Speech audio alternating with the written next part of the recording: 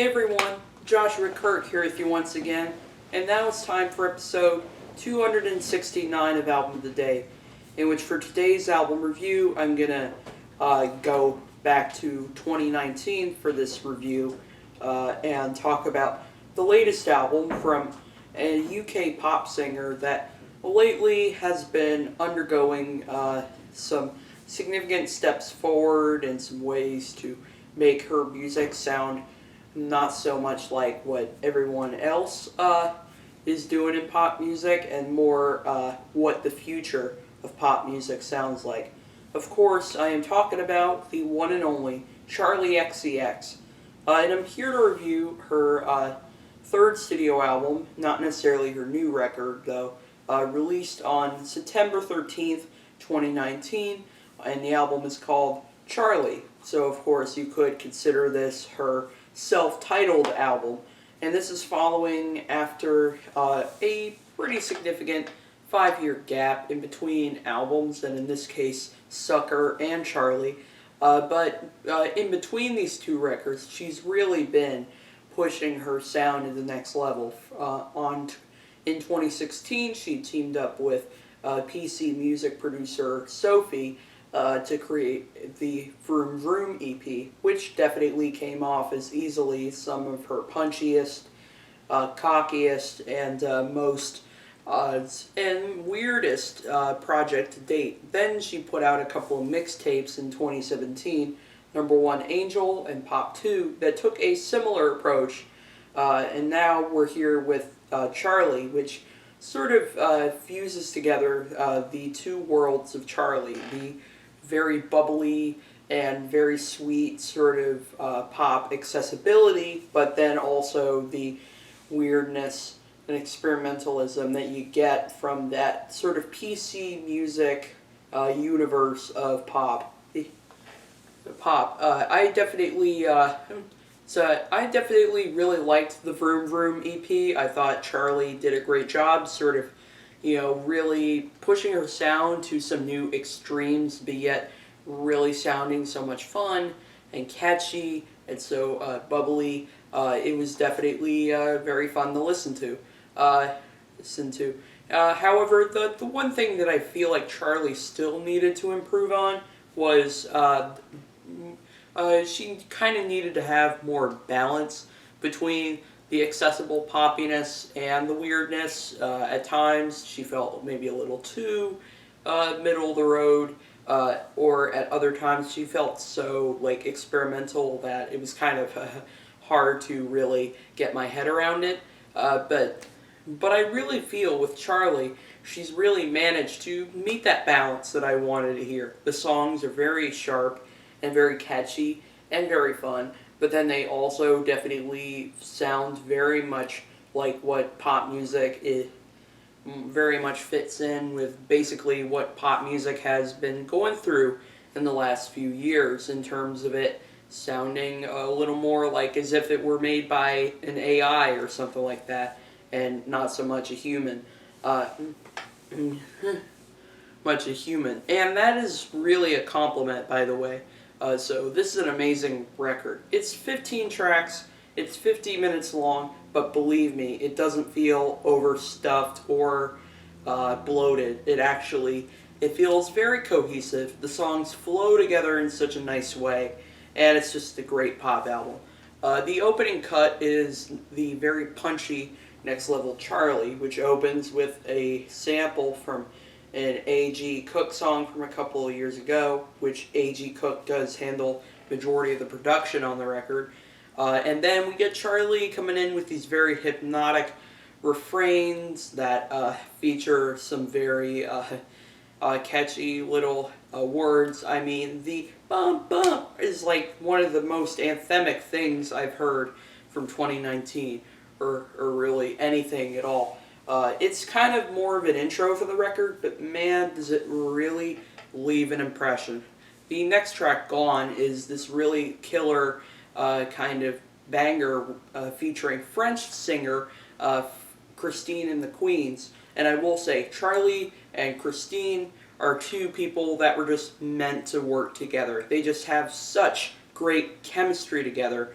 this is likely one of Charli's best songs, I think, of her career, and I love the way in which she, along with Christine, really tap into kind of their insecurities, their depression, and stuff like that, as well as, doing a song that, even though it is coming from a pretty dark place thematically, it still feels very celebratory and still feels like very cathartic too.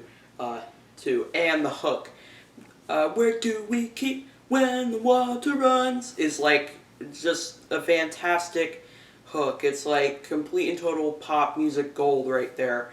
I know I'm going crazy about the song, but just like, Charli just really nailed it on here. In fact, I wouldn't mind it if Charli decided to do maybe an EP with Christine in the future or something like that. The next track, Cross.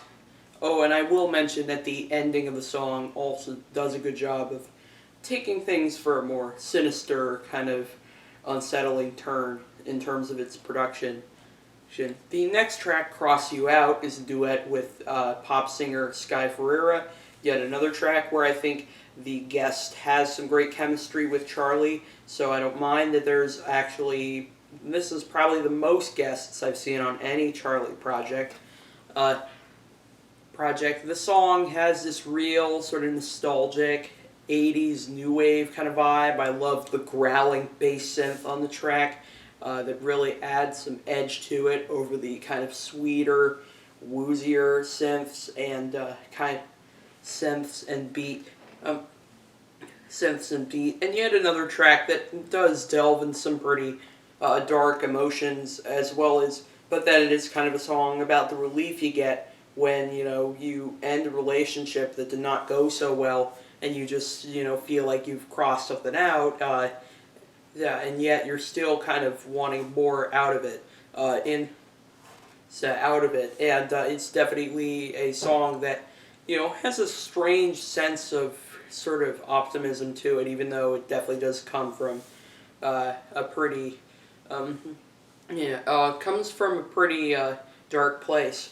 The next track, 1999, is a complete and total nostalgia trip with the way it sounds. Definitely sounds like a sort of amped up version of like some pop music from the 90s, like say Britney Spears or something like that. And also the lyrics definitely are quite nostalgic, where Charli, along with Troye Sivan, the guest singer here, sort of reflect on how life was easier for them back when they were kids in the 90s, and they, didn't have a phone to worry about, and they could, just look at a view in the nighttime, and stuff like that. It's a song that definitely is very nostalgic, but it doesn't feel like a crutch. It actually feels like, people just, having fun. Because, don't we all wish we were young again sometimes? Times the hook is so catchy. I just want to go back to 1999. If this song came out in 1999, it would be all over the radio for sure. But yet, it definitely still has that distinct kind of futuristic feel that definitely makes it seem very fresh. Then things take a very weird turn with the next track, Click, which truly and honestly is likely my favorite track on the record. I mean, it's got Dylan frickin' Brady on production, for God's sakes. The sakes also has Umru on production too. The beat on here is absolutely insane. It's distorted. It's noisy. It definitely has that vroom vroom sort of vibe. And also the lyrics, which seem to be kind of sexual, I think really do match this craziness really well as well. And also great features from Kim Petras along with Estonian rapper Tommy Cash. And also the ending of the song is like one of the freakiest things I've heard from 2019. I mean, just turning it up loud on headphones actually kind of scares the hell out of me. It sort of reminds me of how that 100 gecs record from 2019 has moments that are absolutely fun and addictive, and then other moments that just make me very anxious, but anxious in a good way. The next track definitely takes a much more syrupy turn. The track "Warm" featuring Hayam, which I do really like how kind of melancholy and sort of melodramatic the song is, and some of the ideas are pretty cool. But my main issue with the track is that it doesn't really go anywhere in terms of its ideas. I mean, they are beautiful, but it feels sort of repetitive, and kind of one-dimensional. I do love the next track on here, Thoughts. Thoughts, though, one of my favorite vocal performances on here, and it's not necessarily because of the emotion Charli brings to the performance, but actually because of the manipulations she uses on her voice. It's like, she's already been really good at sort of heavily processing or auto-tuning her voice. It's just here where she really makes her voice sound like an instrument, or even some like kind of crazy synthesizer from another planet.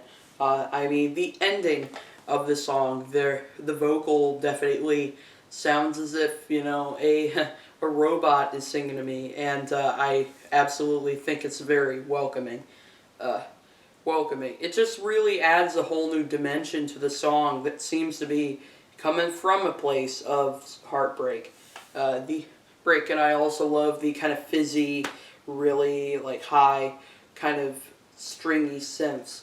The next track, "Blame It On Your Love," is actually a song that's went through several different versions. I mean, the original version, track 10, I heard was kind of a stranger version of this track. I haven't really heard it, so I'm gonna have to give it a listen.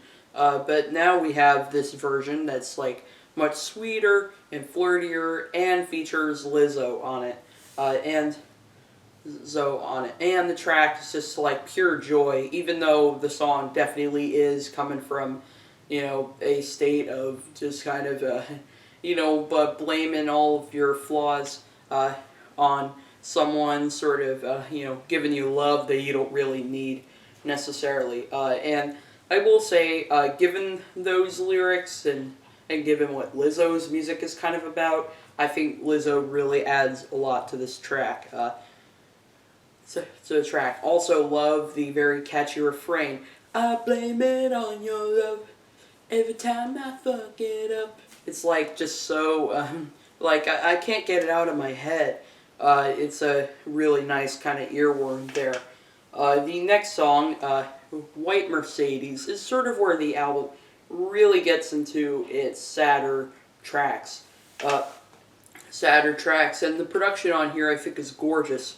The guitars sound great. I think the kind of dreamy synthesizers in the chorus sound really nice. It's definitely also got that real sense of 80s nostalgia to it. I mean, hell, this sounds kind of like a 1975 song a little bit. The song a little bit. The next track's Silver Cross is another one that I think very much balances the beautiful and the melodic with the weird.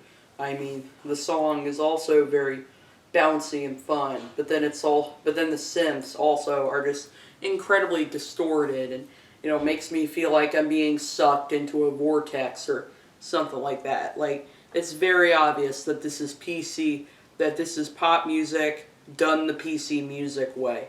Charli singing on the track I think is fantastic. I think really adds some true believability to the lyrics here. But then we get even more 80s vibes on the track I Don't Want to Know, which definitely sounds like it could be in a coming-of-age film from that era, or maybe even in a show like Stranger Things or something like that, as that show does take place in the 80s, and it sort of feels like a love letter to that era.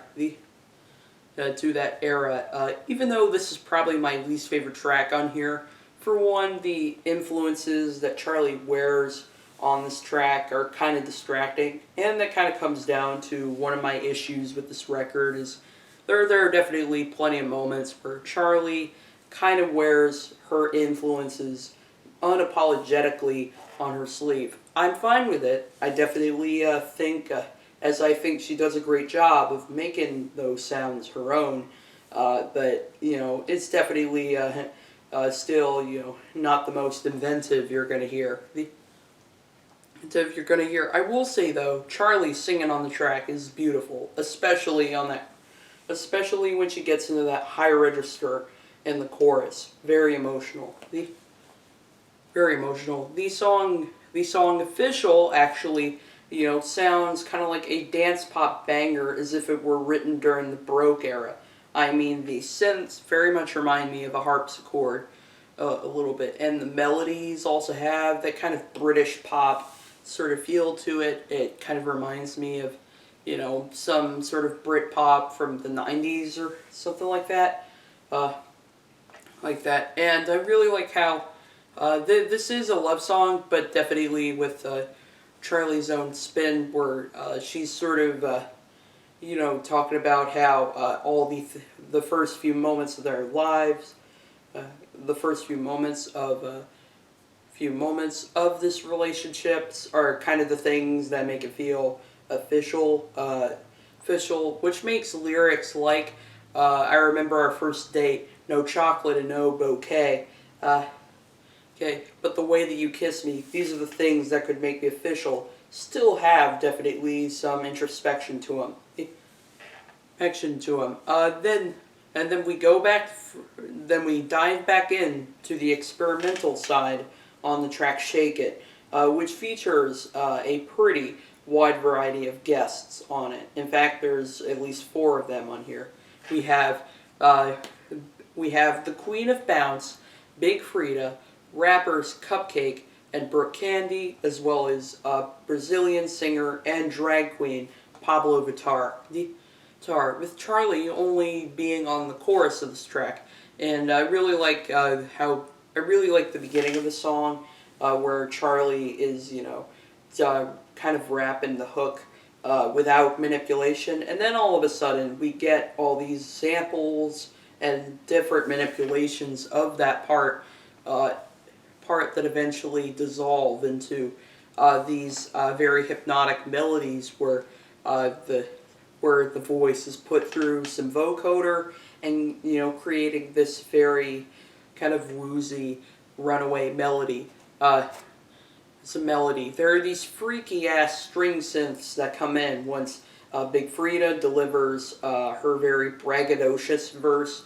Then CupcakKe comes in with these ASMR style kind of whisper rapping, and then her and also the bars that she's spitting out are definitely very sexual. My personal favorite lyric being this pussy needs staples like I'm fucking on Vince, which as a Vince Staples fan, I felt that. The verse from, but it's nothing compared to the verse from Brooke, where Brooke, which if you have never watched porn in your life, just listen to the song. You don't have to watch porn. All the raunchy goodness that you want is in Brooke's verse. And I definitely love it. And all the different ways in which her voice is manipulated or has some sort of reverb on it only adds to just the flat-out nightmarish quality of the verse. Then Pablo Vittar is just so sensual with their appearance on here. The appearance on here, it's a flat-out banger. It's a banger both figuratively and literally. The next track, February 2017, is another track that definitely goes in for the sadness that Charli very much embodies for a good chunk of the second half of the record. It's a record. Really nice sort of guest singing from Claro at the beginning of the track. However, this is yet another moment on here that I'm not quite as crazy about. For one, it feels very half-baked. The song is a little too short. It's kind of short and feels a little bit like an idea that isn't quite that fleshed out. Also, the Claro vocals are a bit underwhelming.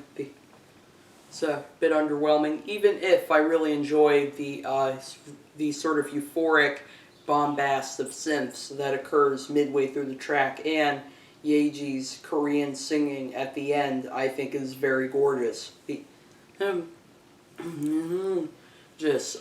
closer, 2099, is yet another track featuring Troye Sivan, and unlike 1999, which is definitely incredibly poppy and sugary, we have this song, which is like, definitely very catchy and sweet, but also just flat out weird and kind of strange. Weird and strange. A.G. Cook's production on the track, even on the intro and outro, is absolutely insane. The hook is very catchy, hypnotic, and sort of triumphant as well. Roll up, fast like a NASCAR, never touch us. Yeah, it sort of like sounds a radio hit in a new dimension, which I do really like. And also Charli and Troye's voices on the track go excellent together. Excellent. Yeah, this is a fantastic record. Definitely one of the best pop albums of 2019. It may not necessarily be my favorite, even though it most certainly is Anthony Fantano's favorite, as he called this his favorite album of 2019. But it definitely has some fantastic production, very sharp songwriting throughout. Hooks are great.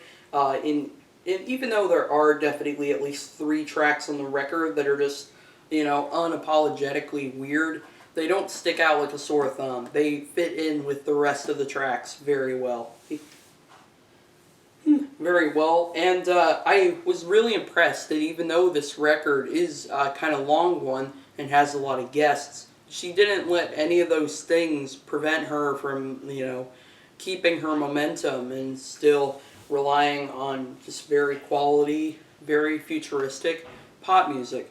Going with a light 8 out of 10 for this new Charli, or at least Charli XCX's third record, Charli, and I'll see you for episode 270.